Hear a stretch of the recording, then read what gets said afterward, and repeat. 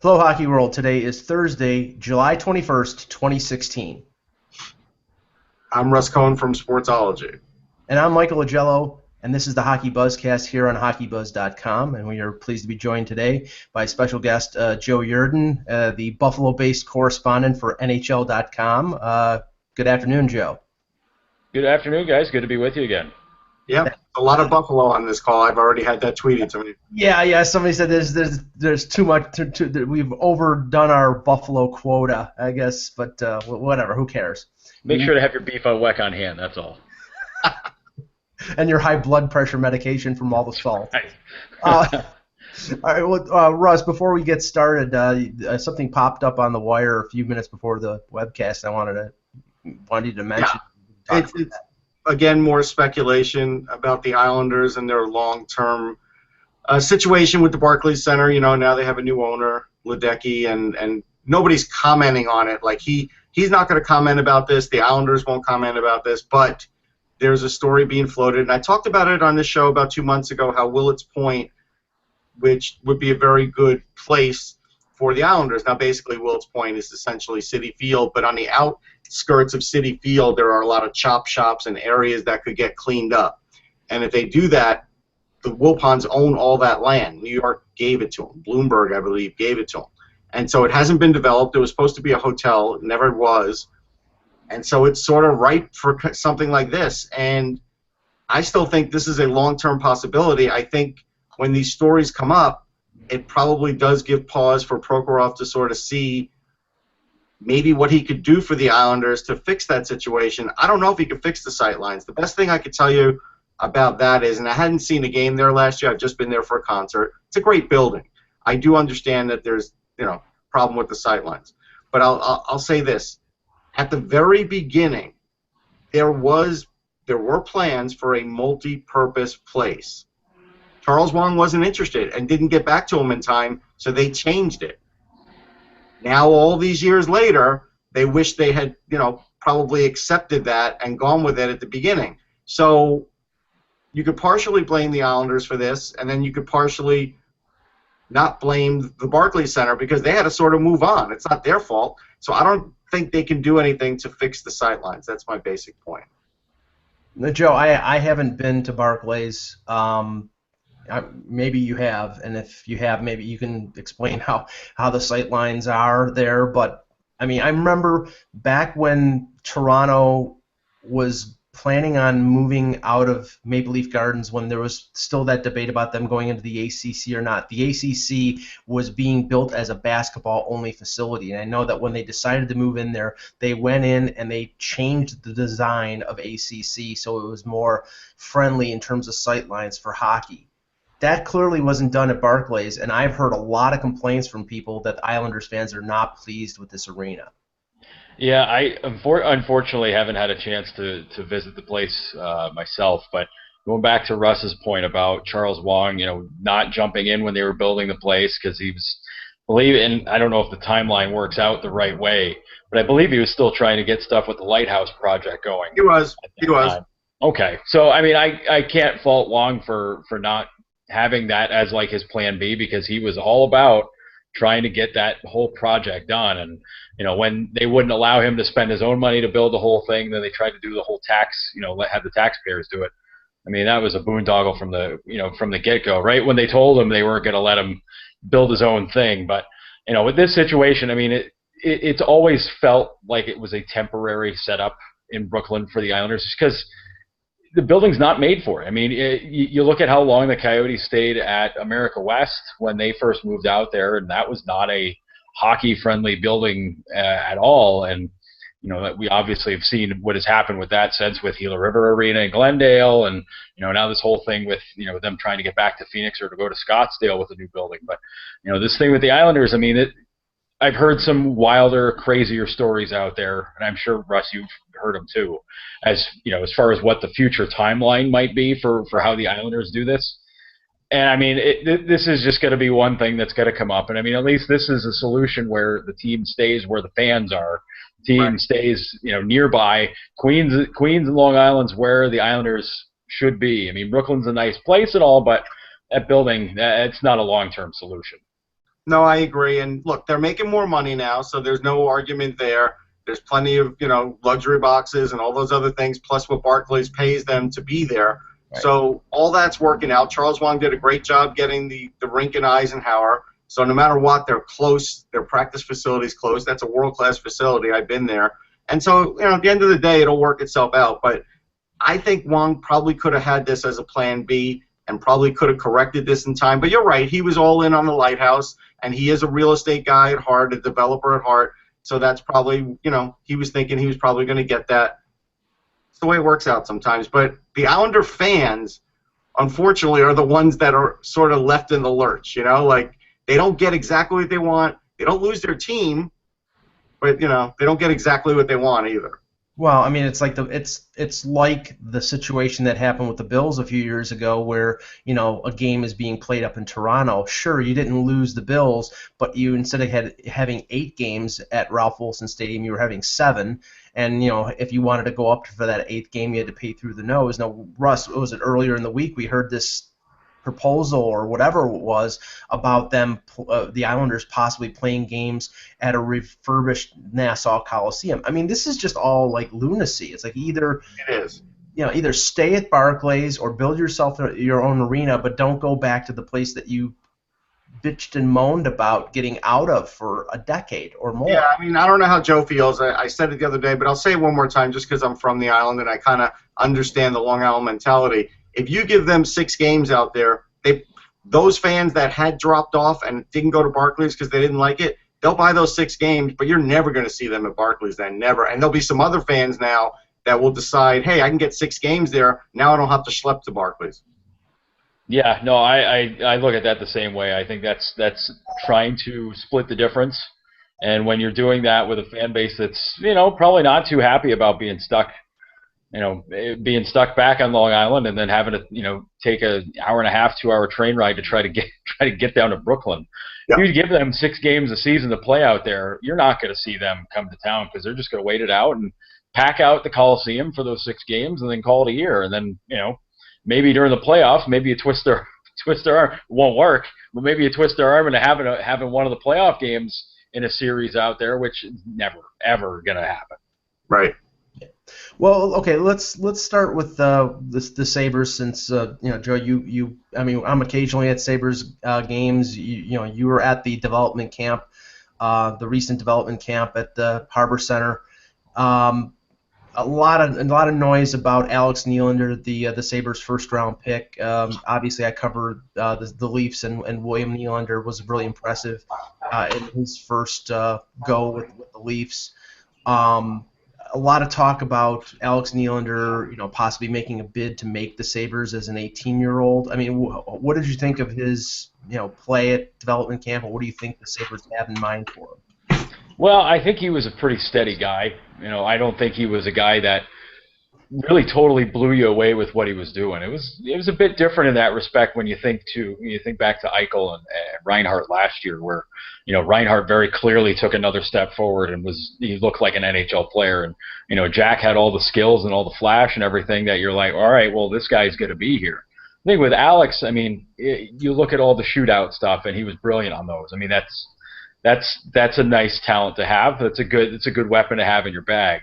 I think for him, though, his style of play it's almost like, and this is a deep reference and it's an NBA reference, so it's probably going to fall flat, but it's almost like he's like a Sleepy Floyd kind of guy where he does everything really well, but it doesn't really blow you away. I mean, it didn't blow me away with what he was doing on the ice in the scrimmage or in the 3-on-3s. I mean, there are subtle things that he's doing where you got to go back and watch that tape again and see what exactly he's doing or what he sees and what he's up to.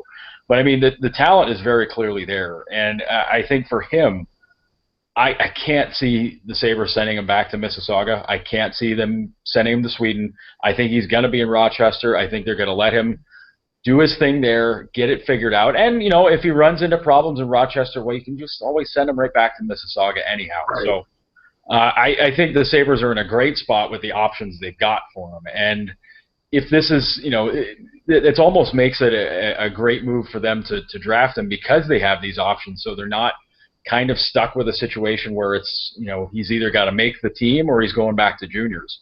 with this for him, he can play against men, either in Sweden or in Rochester, or, if you want him to put up gaudy numbers again, well, okay, you can send him to Mississauga. But if you want him to develop appropriately, if he doesn't make the NHL team, put him in Rochester, let him roll.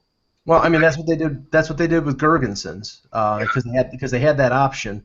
The only thing I'm questioning is, and I may be wrong, but I saw Rochester a bunch of times last year. There's not a lot of depth in that organization. They struggled for most of the year last year. Now maybe there's going to be some players coming up through the organization that will make them a little better, but you're putting him in a situation where he may be the best or second best forward on that team, and is that too much pressure to put on an 18-year-old kid? Well, I think in this case, you're giving him a team where he can really show what he can do, and I think you put him in that situation where you're saying, all right, well, you're going to be our number. Say you put him on your second line to start off. You don't want to throw him to the wolves right away and draw everybody's top pairings, top setups, everything. You don't want to do that. Make it a little bit of a softer landing. Give him those second line assignments. Give him some of that power play work, some of the other stuff that he needs to work on, and see how he handles it. If he handles it well and he's able to make his teammates better, he's able to get his goals, he's able to get his points, that's a great thing. If it doesn't work, like I said, you can just send him back to junior and not have to worry about it too much. But I think with Rochester, that's something else Tim Murray's working on. He's got to find some guys to fill in some spots there and improve the depth. But I think Rochester's a team that's going to be a little bit better on the back end this year. I think you add a guy like Bryson Martin to that group, and the defensive group it's a little bit better. They need some extra help. There's no doubt. They need some help all over the board. But I think for Nylander, it's a situation where he can be dropped in, and it's not necessarily sink or swim, but he can really show what he's capable of. And honestly, you want to see what he can do against opponents. If he makes his teammates better, that's all the better. Yeah, the thing about Nylander is it's kind of tricky. I think what you're saying is right. I think I would agree with how you would handle it, because he, at times, he's got all the skills, right? You see what he's got. I think he has more skill than William. I do. I think he'll be better because he's bigger. But I do also see points in games and really in series, like at the under-18s, where he just sort of gets lost in the shuffle for parts of a game, and then all of a sudden appears and looks like the best guy on the ice again. Sometimes he'll score the game winner. And I kind of wonder if that's like the motor. Like, is that motor going to get better? I guess that's what we have to see when. And it may be good to sort of put him against higher competition, because maybe that's a part of the problem. I remember one year I was covering Oshawa, and John Tavares was there, and it was almost like he was yawning on faceoffs. Like, I just felt like he was just totally disengaged, third period of a game, and he was just sort of going through the motions. And so you could avoid that, and maybe this would put a charge into him. So I think it's okay. Well, Russ, the funny thing is, it's like with William, and I think they're different players, so I can't say right now whether one is better than the other. But in the Calder Cup playoffs last year, Sheldon Keefe basically came out and gave him a verbal cattle prod and said, he's got to get going. And I'm pretty sure the next game he scored a hat trick. So I think that's sort of inherent in those players, that they need that prodding, that they need that motivation, and maybe that comes with maturity. But I think both players are very talented. Joe, this is sort of a little departure, but you've got Eichel, and we're going to talk about Matthews in a second, but you got Eichel in Buffalo, Matthews in Toronto. You got the Nylander brothers one on each squad. I've been a fan of the Buffalo-Toronto rivalry for most of my life, but it's never really been a rivalry. I see real possibilities of this being a rather heated, hateful rivalry the next decade or so. Yeah, it's business is going to pick up, as our old friend JR would say on WWE. It's set up to be that way. You got Eichel and Matthews. Those guys are buddies, so it's all good. But they're going to bring the best out of each other. Mm-hmm. And it started with Babcock turning down Buffalo to go to Toronto, and then you have the Sabres and their fans feeling like their efforts with, I guess, with their version of the tank was disrespected because everybody lauded Toronto for doing the same thing. Right. And Buffalo fans are like, hey, wait a minute, we got killed for this last year. How is it okay for these guys and it's bad for us? For Buffalo, it was a multi-year issue where the team was bad, where, Toronto just threw it all in the dumpster and said, forget it. We know we're not good. This is just the way it's going to be, and we'll see if the ping pong balls work for us. But as far as the fans go, I mean, Buffalo Toronto fans are always going to be button heads and very Labatt's fueled. But it's the kind of thing where I think this is something that's going to make these games much more eventful. And if I were a security guard working the 300 level at First Niagara Center, I don't know if I want any part of that. Yeah, I got to tell you, though, something you said earlier, Joe, I think the national media is sort of sleeping on Sam Reinhart. It's interesting because, here he is, a guy who's a second overall pick. Do they feel like he's taken longer than he should have? Maybe in their minds they do. And Eichel certainly cast a little bit of a shadow on him, but he had a heck of a year, right? He had 23 goals. This is a guy that's a really smart hockey player, really smart. Like, he knows what to do around the net. He knows how to fool defensemen. Like, this is something where this is going to be really valuable for him down the line as an NHLer now that he's bigger and stronger. That was the only thing he really needed to do. But do you get the feeling, Joe, that people have forgotten about Sam Reinhart except in your local market? I think people in Buffalo were forgetting about him last year because everybody was very hung up on Jack. And I mean, for good reason. I mean, he's a brilliant player. He does things that virtually nobody else on the team can do. But with Sam, Sam does a lot of those little things that you don't notice until you're watching that replay of a goal, or you're watching how, what he's doing around the net, or if he's what he's doing in the corner or the half board. A lot of that stuff that he does is incredible, and that's something I think the Sabres have really stressed is hockey intelligence with guys that they've signed and guys that they've drafted. Because you look at Casey Nelson, who they got out of Minnesota State, and physically not a huge guy. He's not one of those defensemen where you go out and watch him and you're like, wow, this guy's incredible. But his IQ is so high that he's basically like having another Reinhart except on the blue line. And to me, that's something that this team has really put a stress on, because you can have all that raw talent, that raw ability, but if you don't have somebody to kind of be the ringmaster for him and kind of direct them and find thread those passes and set things up for him, you're kind of in one of those shooting gallery things, because you got three guys fighting for the puck all trying to throw it at the net. And you don't have a guy that's willing to take a step back and just be the distributor, then you're kind of stuck. I think they've got that with Reinhart. Now Reinhart, you can obviously score, but you have it with Reinhart, you have it with Nelson, you have a little bit with Nylander too, because he's a headier player than I think he lets on. Yeah. And I think that's also the case with Asplund as well, because he's going to be a year or two away. I mean, they could put him in Rochester, but I don't see them doing that. But no. I think he's a guy where, when we're talking development camp next year and training camp next year, he's going to be a guy where people are going to be like, hey, wait a minute, we might have another guy who can play second line center. We might have another guy here who can be a distributor and be a two-way player. I look at Asplund as a guy like Johan Larsson, but with a higher offensive upside and an equally smart defensive type game. Yeah, and I talked to him at the Combine, and I saw him play at the World Junior last year when William went down, and he fit in between Timashov and Alex Nylander, and I thought that was an inspired pick for the Sabres. Yeah, he was in my top 30. I really like Asplund too. Yeah, well, one last thing about the Buffalo-Toronto rivalry. I was in the stands as a young kid in the late 70s and the early 80s watching those Buffalo-Toronto games in the oranges at the odd, and I saw pure six brawls. So I don't think it's going to be like that, but I think it's going to be pretty heated, just like it was when Matthews was picked with the first pick. There was let's just say the boos were louder than Ted Cruz got at the Republican National Convention last night. We're not going to go. Had to go there. Yeah, I had to. I'm sorry.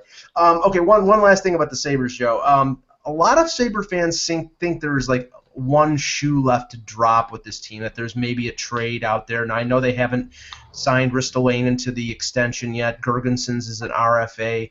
I mean, do you get the impression that there's another move to be made, or do you think that once those two are signed, that's basically it until training camp? I think there's a move that can be made. Whether or not that they actually do it, I think that's still up in the air.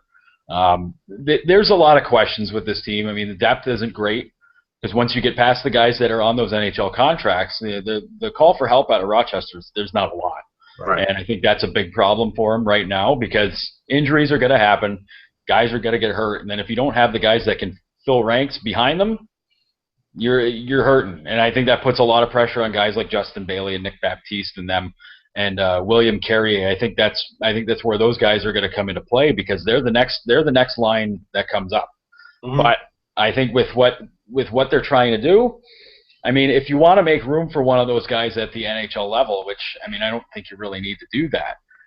But if they want to do that, you can move out a forward. But the question is, who are you moving and who are you moving him out for? Are you I know who they'd like to move out, but I know he doesn't have much value at the moment. That would be Evander Kane. They'd probably move him out. Yeah, I think the rumblings after the latest incident have certainly told that there's probably a feeling there that they might want to move him.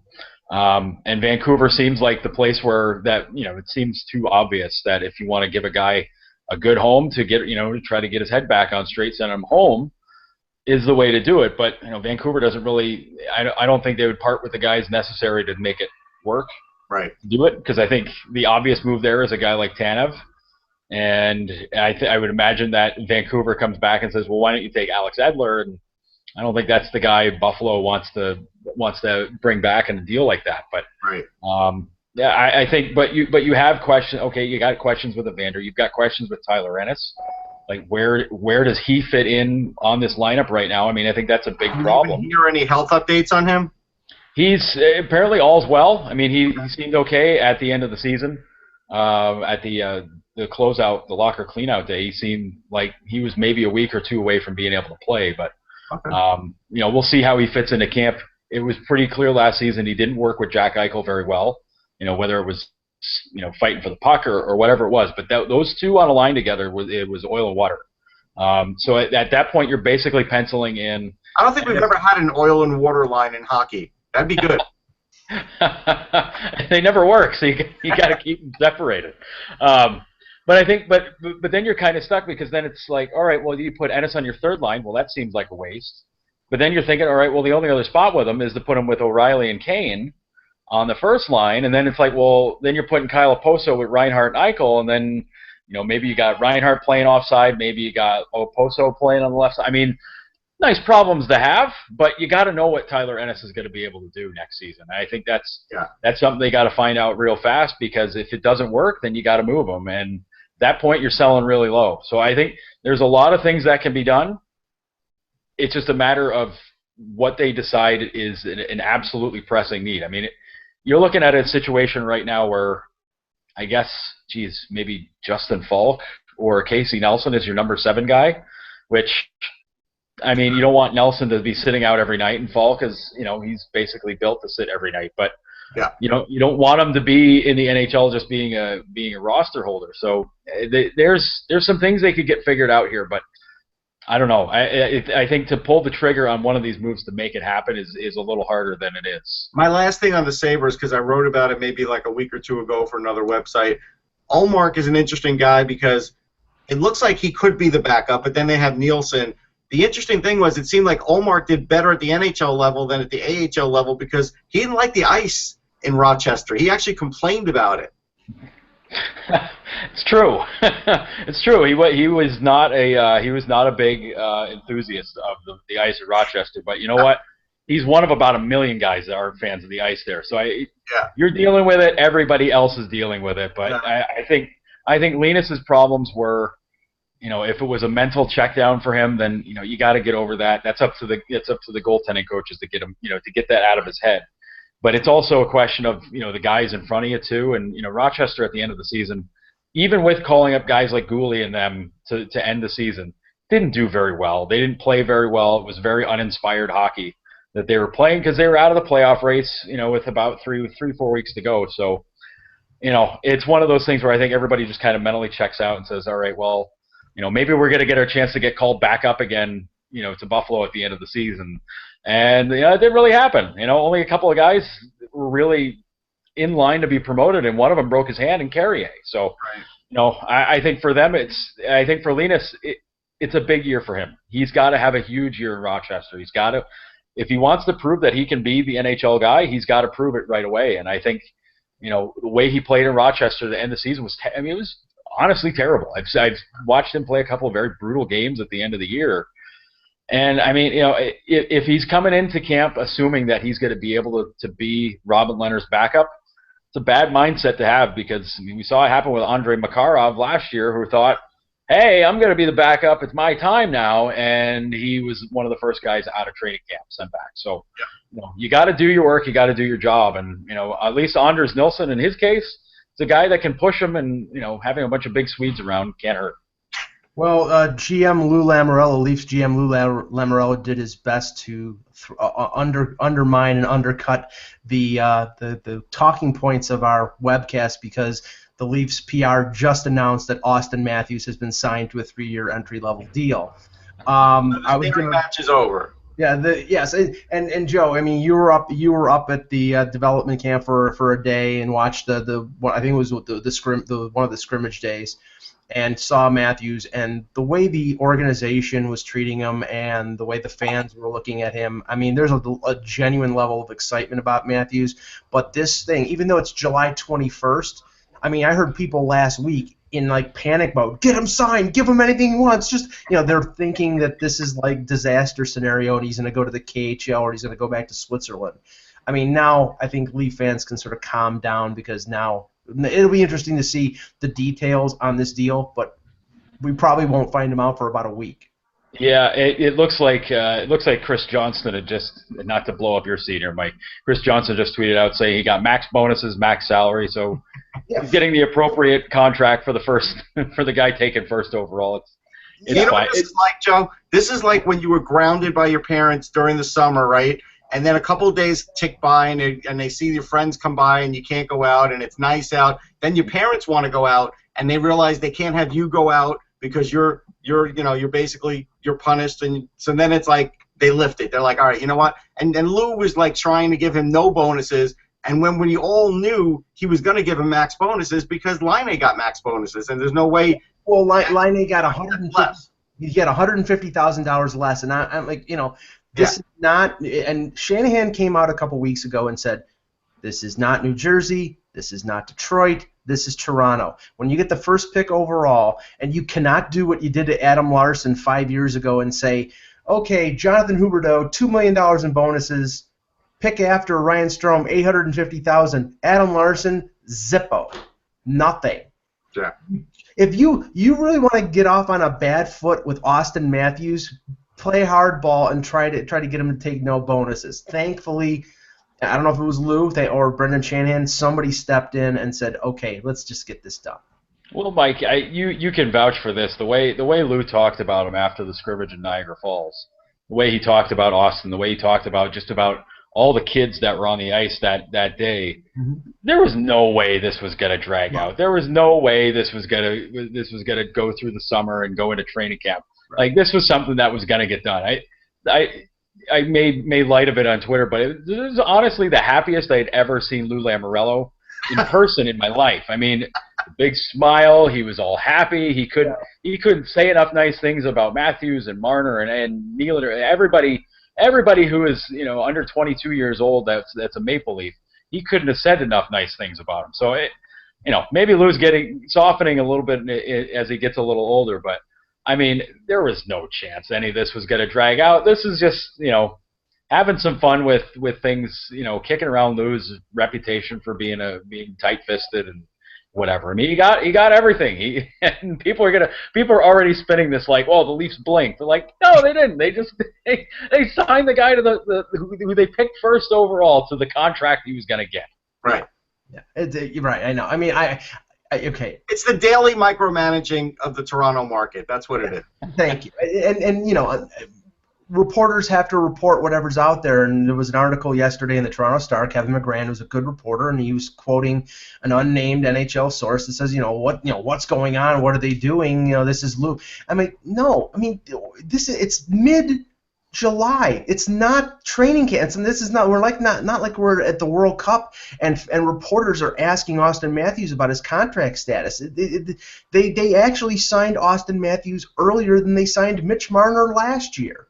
So I didn't get the whole drama about this. I think Mitch Marner wasn't the first overall. That's why. No, but no, you know what I think it is? Maple Leaf fans, like Sabre fans, they dream up the worst case scenario. They could just see Austin Matthews doing a Tom Cousineau and going to the CFL. You know, Austin Matthews going to the KHL.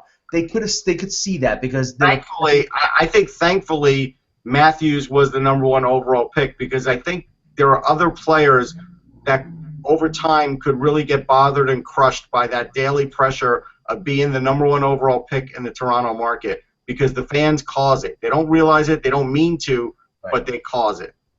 And the one thing I can say, Russ, from talking to him or seeing, being in media scrums with him for 6 days straight, he's not phased. He's an 18-year-old kid turning 19. He's been at the World Junior. Now he's been in front of the Toronto media. He handles it well. He's calm. He's very comfortable with the media. I don't think it's going to be a problem for him. So Leaf fans can calm down. Austin Matthews is They'll find something else. There'll be something else. Well, actually, that something else will be coming up probably in less than a month. And Joe, the thing was, I talked to Russ about this before the show. If there's still that thing with Jimmy Vesey, and we don't know where he's going to go. The latest thing that's out there is that Stan Bowman, the Chicago GM, has made a pilgrimage to Massachusetts to watch Vesey play a couple days. So immediately that means the Blackhawks are in on it, and they're undercutting the Sabres, and they're tampering and all this funny stuff. But the Leafs have been in the mix supposedly for Vesey because of his dad working for the organization and his brother being drafted there. But if the Leafs were being stingy with Austin Matthews in terms of bonuses, that would have essentially said there's not a chance in hell of Jimmy Vesey going to Toronto, because he's getting the max bonuses anywhere he goes. Right. Yeah, and I've become very zen when it comes to talking about Jimmy Vesey, because there's no point in getting worked up about it. He's going to go to August 15th. He's going to go past that. He's going a couple days past it. Probably. I mean, why not? I mean, once the time hits on the 15th and you can talk to everybody, why not listen to what everybody's got to say? I mean, listen, people are getting very worked up about something that literally the only person who has any control over it is Jimmy, and that's it. I mean, he's the guy in charge. And the only team that can do anything about getting him to sign early is Buffalo, and they've made their case. They went out there, they presented everything. Nothing moves fast in Buffalo. You could attest to that. Yeah, but I mean, it drives me nuts because people are getting very worked up about this. And people who've never seen him play. That's the funny thing. The funniest thing that I hear is, well, he better be really good the way he's acting. And I'm thinking, he's acting the same way that every other person in his position is acting. He's just getting a little more attention. Yeah, it's something where, and I think it's because it's teams that drafted him that don't have the mass absorption of hockey that where these stories don't become such a big deal leading up to it. You think back to Blake Wheeler and Jack Johnson when they were drafted by the Coyotes and the Hurricanes respectively. I mean, Johnson was a bigger deal because he played at Michigan and he had a lot of attention to him from the get-go. Wheeler, it was less so because he still played college. He was still a great college player, and a lot of and I think with those guys, they were just playing up straight up like we don't want to play for those teams. Right. Jimmy basically, he's made it a different case. He goes, listen, if I stay all 4 years of college, wait my time, I can be a free agent. Well, sure. Does this happen if he gets drafted by the Bruins or the Rangers or the Blackhawks? I mean, who knows? Maybe it does. I mean, we've seen people do it to the Blackhawks. I mean, Kevin Hayes did the same exact thing. So, this is something where you thought he would be slotted in. That's really where it was for Hayes. Right, and I mean, this is something where I think a lot of the talented college guys are realizing that they can control their destiny, and you can do that. Why not do it? It's not like if you're a junior hockey player and you're basically stuck because. But this loophole's going to get closed, isn't it? Yes. Yeah. It's something that'll get worked out in 4 or 5 years whenever the CBA is up again. I mean, it's something where they'll work on that, but I think if I were a college player in the same shoes, I mean, if you weren't exactly excited about this, the team that drafted you, then Why not? Just, you can go to college for 4 years, get a degree, play hockey all 4 years, maybe win a Hobie Baker, maybe win some big awards, maybe win a title or two. Who knows? Yeah, Why but not take a they could chance? have done the team a favor that drafted him. Like the story, there's a legend that goes with Mark McGuire that he literally walked up to the Mets and said, "Don't draft me," and so the Mets went with Billy Beane instead. And so, of course, the Mets went with Billy Beane. They drafted a GM instead of a player. But the point is, but the point is, if a player would just say that to these teams, they probably wouldn't draft the kid. Well, the last one that did that was Eric Lindros, and before Right. that was Craig Simpson in 1985. So, but no, the thing is, I mean, I agree with. Still drafted him. He Right. let him know, and they drafted him like they shouldn't have. Well, and it's his right. And the funny thing is, he's taking advantage of the fact he won a Hobie Baker. He's one of the most desirable players that have come out of the NCAA in a long time. And I mentioned to you before, Russ, a kid like Tony Cameronese, a Maple Leaf draft pick from I think 5 years ago, who finished his 4 years at Minnesota Duluth, and he had the same opportunity to August 15th to be an unrestricted free agent. But he ended up signing an AHL contract with the Toronto Marlies. Now, maybe he sees opportunity in the Leafs organization, but he didn't have sort of the resume of a Jimmy Vesey to say, okay, I'm going to go free agency and I'm going to go wherever I want to go, because maybe the market would have been out there. But for Vesey, you're telling me that there's not 29 teams that are going to want him on August 15th? Well, here's the thing. I mean, Alex Lyon did the same thing with the Flyers, and he was a really good college goalie. But the issue is there's only 60 NHL jobs, and then there's only another 60 AHL jobs, and that's it for goalie jobs and pretty much in North America that matter, right? And so when you look at that and you're a goalie and you see that you haven't been drafted, I think Lyon did a smart thing. He basically said, look, I'm gambling on myself. I'm going to go into Lehigh. I'm going to play well. I think I'm going to make that team and get playing time. He knows he's blocked at the NHL level. They had Neuwirth and they have Mason, but injuries occur and whatever. And because he's an older guy, he's thinking, all right,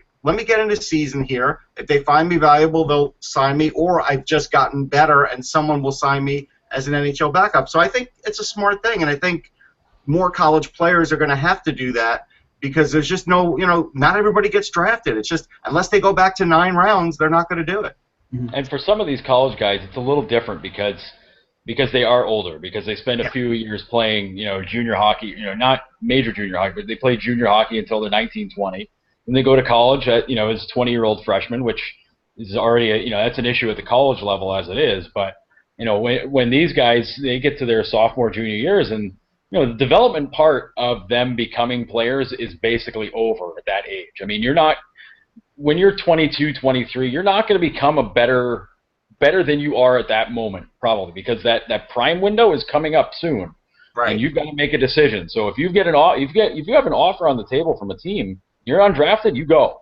But guys like Vesey, guys like Wheeler, guys like Jack Johnson, guys from the past that have done this, they're special cases because they are elite talents that have the ability to kind of push things around and do whatever they want to do and handle it that way. And, for them, if they have the ability to do this and control the market for themselves, all power to them, because normally the players have to wait until, they're 27, 28 to be able to pull this off. I mean, some guys, they get to do it at 26, but this is something you don't get to do too often. And for Jimmy Vesey right now, this is his peak ability to be able to pick where he wants to play. It's not about money. Money's going to be the same everywhere else. Right. But it's about being able to choose his destination and make the best of his future money. If you go to a franchise that has a reputation of being hardball for the next contract, then you might go to a place that doesn't have that reputation, that is more willing to sign away some of those years down the road. With so they look at that too. Mm-hmm. Now I wanted to touch on there are a number of situations throughout the NHL that's sort of not resolved, and I think after the initial rush of free agency and a deal or two, like the Zibanejad Brassard deal that was made earlier in the week, things have calmed down a bit. But situations like Jacob Trouba in Winnipeg, Tyson Berry in Colorado, Matt Dumba, Hampus Lindholm, RFAs, there's been a lot of speculation about these players, asking for more money that their teams think they deserve, and maybe them being moved someplace else, or guys like Kevin Shattenkirk or Cam Fowler who have a year or two left in their contracts. But nothing is moved, and even like a UFA like Chris Russell, who a lot of people thought was going to sign, all of a sudden, his name has hardly been mentioned the last couple of weeks. Joe, there just seems to be a log jam out there, and nothing has moved it. I mean, I don't know whether that's going to persist deep into the summer, into August, and even into September, or if something's going to break loose. I think this could have been expected.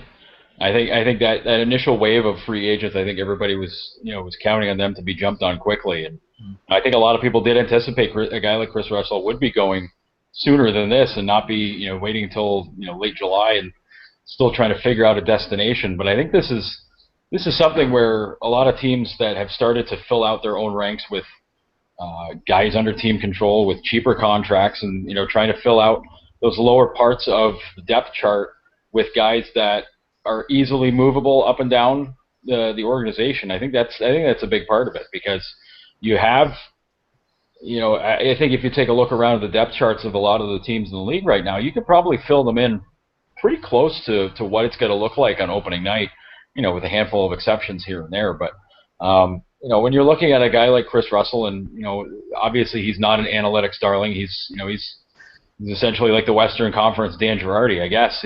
That's where he's at. But yeah, for a lot less money. Well, man, yeah, probably. But it's he's the shot blocker. He's not a shot suppressor. He's the guy out there that's probably on the ice in those last couple of minutes of the game, just getting pelted by pucks. But I wonder if this is something where maybe like the internet and the Twitter chatter picks up, and people start excoriating teams for even thinking about signing him. We heard Boston was interested, and Boston bloggers went crazy about it, and basically follow suit for every other team that even hinted that they were interested in Chris Russell. I wonder if that's something where like these the GMs and them, they're paying attention to this stuff. They go into their analytics guys and go, hey, is this true? What do our numbers say? What do they, how do they compare? What does it work out to? And do we spend this much money on a guy like that? I think that's the case for a guy like him. For other guys, it's it's something where I think that's where the PTOs come into play later on. When we come creeping up on training camp, you're going to see a handful of those guys showing up on tryouts, and that's where a lot of money, that's where positions can be made. I mean, they might as well call a PTO at least Stempniak contract, because basically what he's been able to do the last few years, he's go into a camp, prove that he can still play very well, and then he sticks around. So, it's becoming that way for a lot of the veteran guys. I mean, it stinks for them because they put so many years in, but when it's easier for teams to fill out their rosters with the cheaper, younger guys, that's what they're going to do. Yeah, I think with those defensemen, these teams are just looking for the highest possible price. They don't have to get rid of any of them. None of them are like in a bind or they have to get rid of them. And the problem with Shattenkirk is, I think there are people that think, oh, just because the Rangers were his favorite team growing up, he'll go over there and sign a sweetheart of an extension. And it's like, no, he wants to be a UFA and get top money and be one of the top guys on the market. So if you're getting him, it's almost like the Keith Yandel situation. You better extend him right away or don't get him at all, because otherwise the asset you give up to him is just going to fall in a well. And, and that's what's been happening to them the last couple of years, and that's why I don't think they've gotten Shattenkirk, to be honest. Well, Joe, the scenario that happened between Toronto and Anaheim, I think, is a similar scenario that would happen in a Shattenkirk deal. The Leafs agreed to a price for Frederik Andersen, but they weren't going to do the deal unless they got a chance to talk to Andersen and extend him. Now, he was an RFA, and Shattenkirk's got a year left. But any team is worth their salt is going to say, okay, if we're trading for this guy and we're trading significant young assets, we need to lock him up for 5-6 years. So we're not going to trade a first-round pick and this and that and this and that for Shattenkirk unless we have a guarantee that he's going to sign a deal. And I don't think it's in his interest to sign a deal. If he has a good year and goes out as a 28-year-old defensive free agent, he could make $7.5 million. Yeah, and I think for a guy like Shattenkirk, I mean, you look at it, you got Vegas coming in soon, which means the cap's going to go up. So teams that are known for spending money and that are going to need defensemen, like the Rangers, are going to have a little extra cash on hand to be able to spend on a guy like him. So to me, there's no motivation. I mean, if anything, if anything, I mean, you're waiting for that cap to go up for expansion.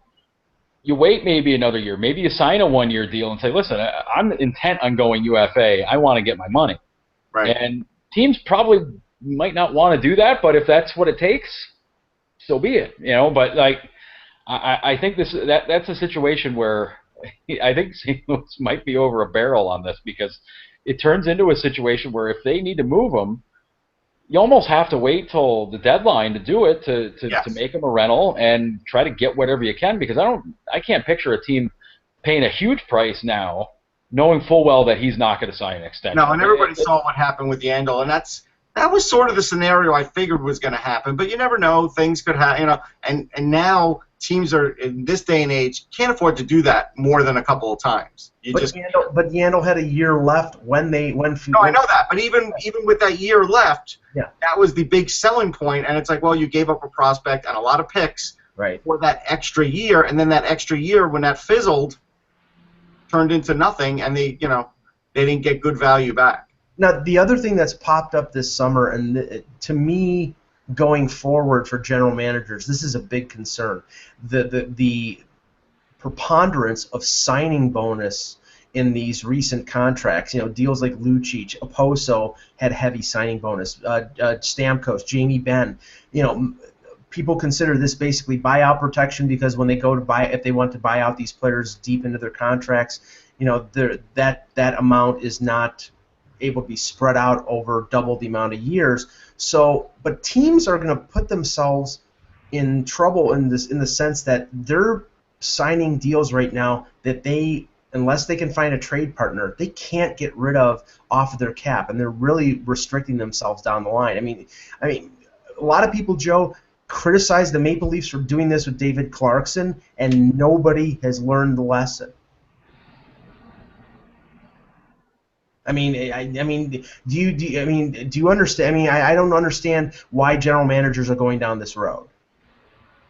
Well, I think they're kind of stuck. I think they're in a position where, I think the players, if they're signing long-term contracts, and I mean, we're creeping up on, some of these, these 7-8 year deals. If you're signing them, you're creeping up on the end of the CBA. So these guys want to make sure that when that comes to an end, they're going to get their money.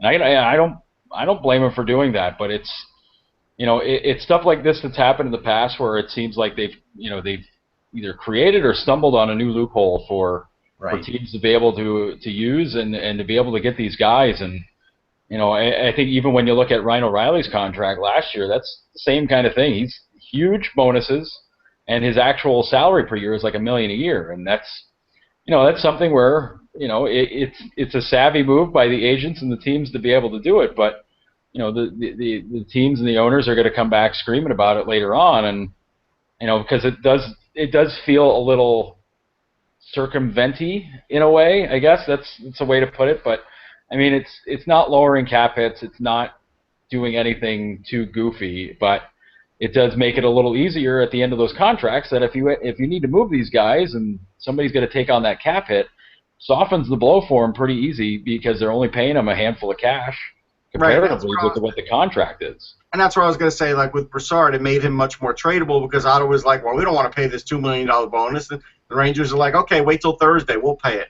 And so if teams do that, they'll get better value. They will, because otherwise, what would always happen? Teams would have to retain a certain amount of salary or whatever. It just sort of ends that process.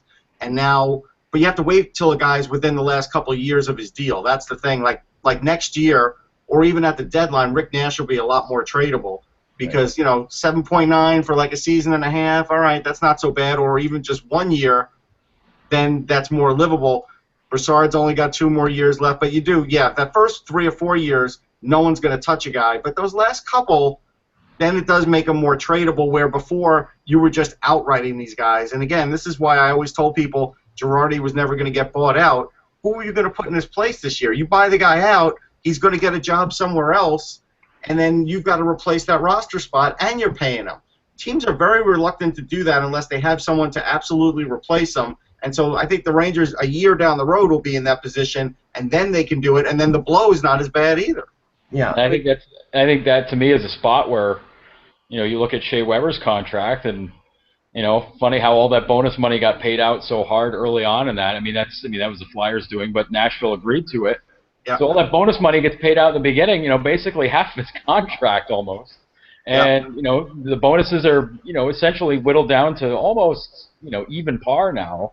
And then he gets traded. So to me, it's not a coincidence that it worked out that way, that Weber Subban deal happens and Weber ends up going, because Montreal doesn't have to eat a lot of that money. Montreal could eat a lot of that money, but if they wanted to eat a lot of money, they could have just held on to Subban too.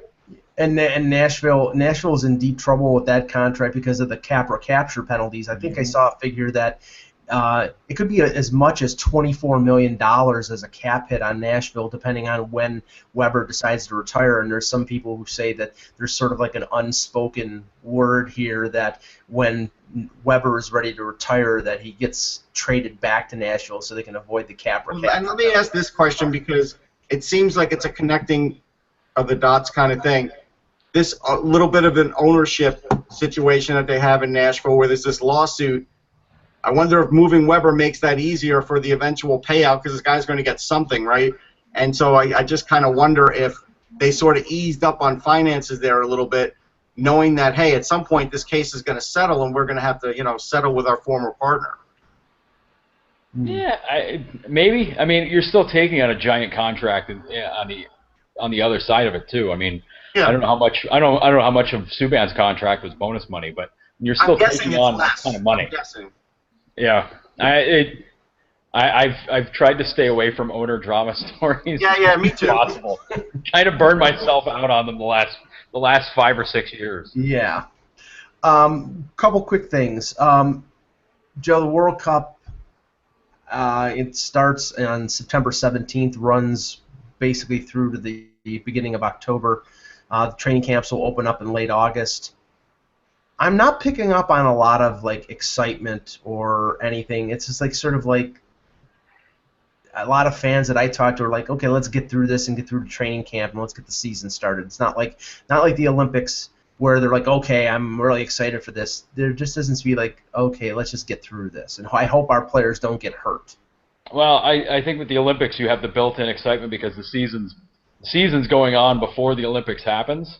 So you've already got kind of like a built-in hype machine with games going on, and then you're watching guys, teammates play each other in the NHL, or guys, we can remember David Backes a few years ago going around beating up everybody who played for Team Canada before the 2010 Olympics, I think it was, and he was going up and beating up on Taves and Perry and all these guys and doing that. I mean, it's great for hype. I mean, everybody's out of the cottage. Let's face facts here. Everybody's on vacation. The sign is out in front of everybody's house. They've gone fishing. So, I think when we get to the end of August and the NFL training camps are winding down and the NFL season's just getting ready to start up, and then that's when hockey fans start getting anxious because the NFL started up and hockey fans, for whatever reason, have an axe to grind with every other league that exists out there that dares take attention away from the NHL. So I think when it comes to this,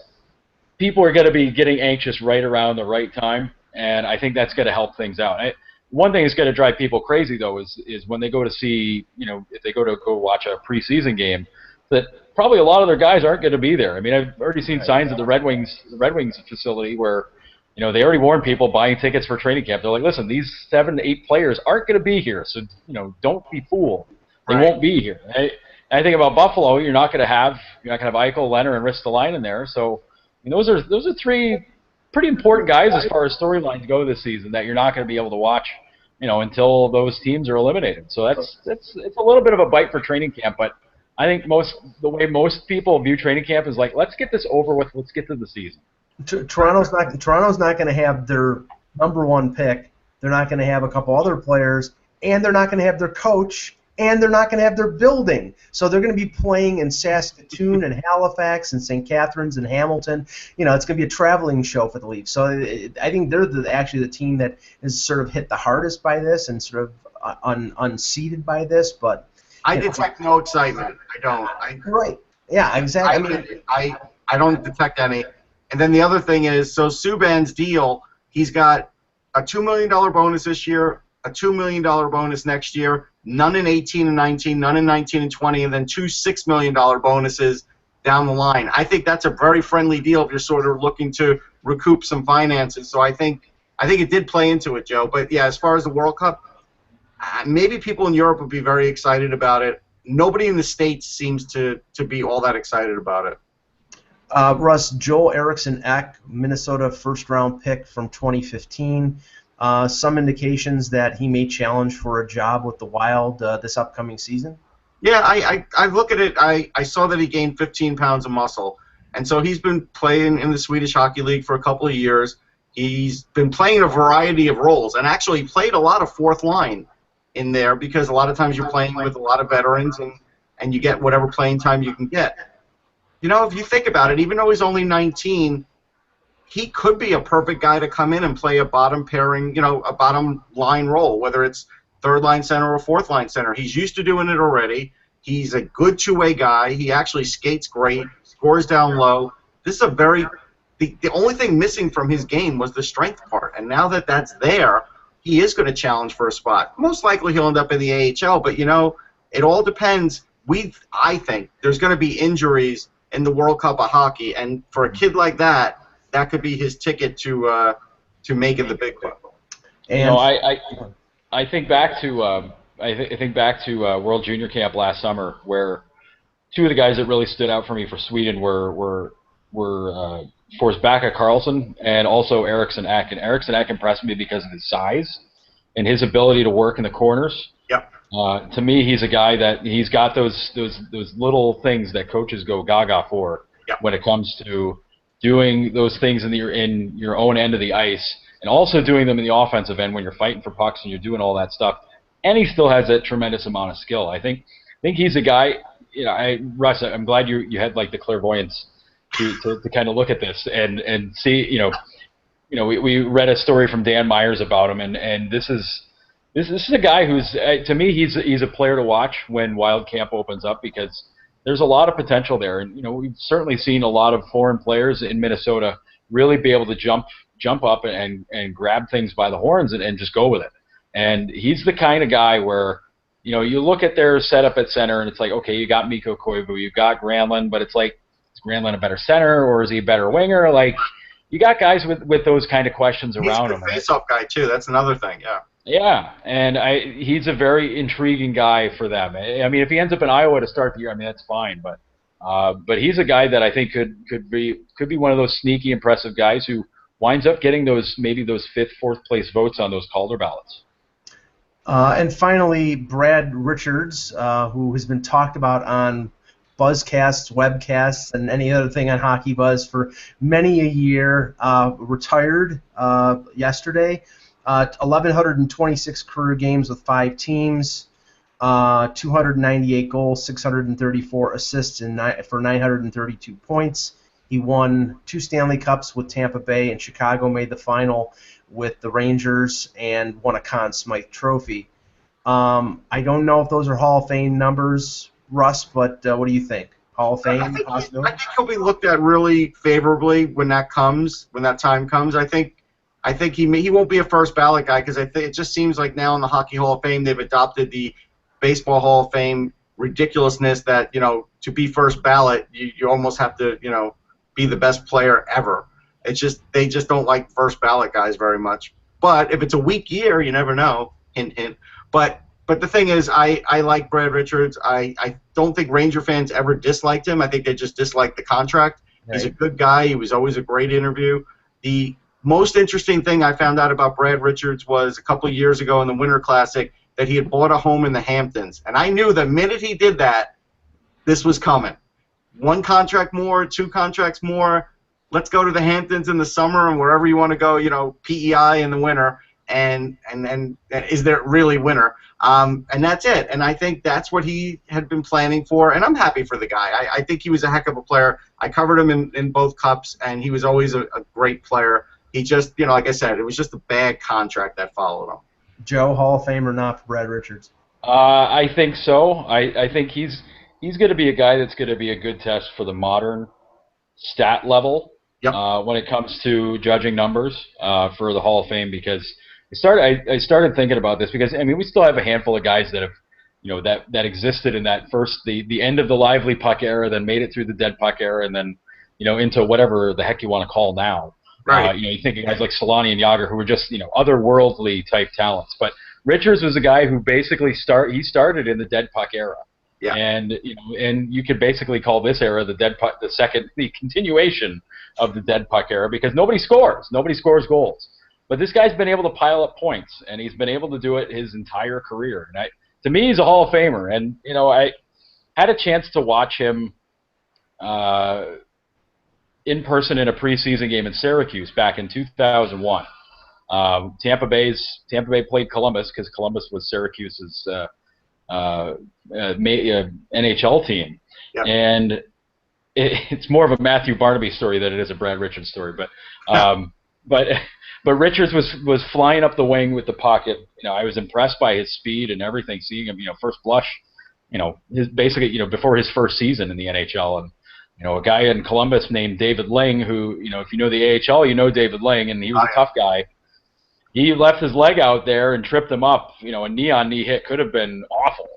And I never saw Matthew Barnaby move faster to beat up a guy in my life for taking a run at a kid like that. And I recall going down between periods for that game to interview Kevin Weeks, and Barnaby was still in the trainer's room, still swearing up a storm, still mad at David Ling more than 20 minutes after he had already fought him, because he was so mad that somebody would do that to a kid playing in one of his first few preseason games in the NHL. And from that point on, that was 2001. 3 years later, he wins a Conn Smythe, and he was a brilliant player his whole career. He's one of those guys that wasn't the goal scorer; he was the setup man, and he was a brilliant setup man. Yeah, and one positive thing for him, because of the compliance buyout with the Rangers, he's going to be getting payments until 2025-26. So he'll enjoy that extra money in the Hamptons for a very long time. Joe, thanks very much for joining us today. I really appreciate it. And Russ and I will be back tomorrow with Eck. Remember, folks, without the buzz, it's just hockey.